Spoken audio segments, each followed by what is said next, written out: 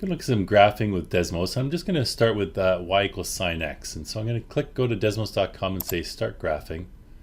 And I'm gonna set this up a little bit so I can zoom in on what I want to look at. So I'm gonna say not in radians, which is a form of measurement. I'm gonna go to degrees, okay?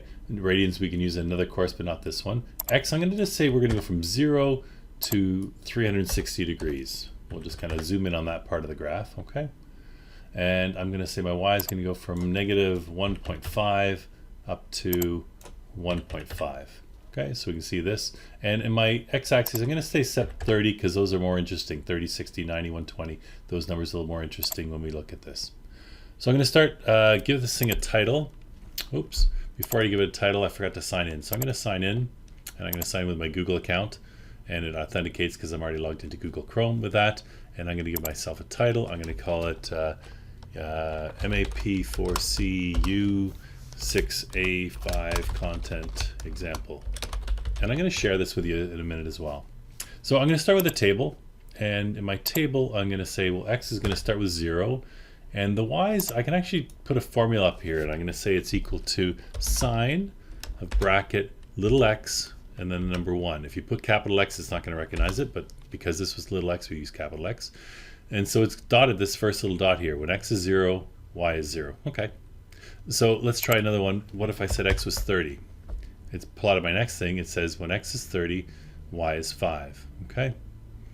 And I could keep on hitting enter, and it's actually going to start to graph for me. You'll see on the left-hand side there that it's guessing you want to go up by 30s, and so it's graphing these for me. And I can just keep hitting this button, and it's graphing this sine curve for me.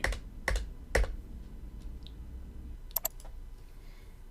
going to bounce back to our content for a second. We said when we solved this equation already, sine x equals 5. We found as x is 30 degrees. That says, when is this value true that sine x equals 5? And to do it graphically, what we do was we graphed y equals sine x, and then we found out what value of x made that y was equal to 0.5. And the only time it happened was x equals 30 degrees, or so we thought.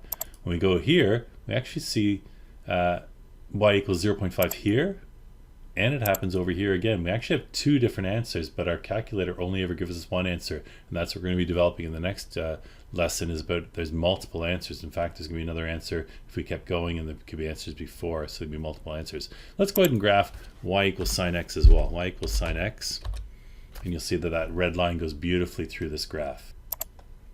And as I said before, we had we're going to graph y equals 0.5 to see where the two lines cross. So let's come back here, and I'm also going to graph y equals 0.5.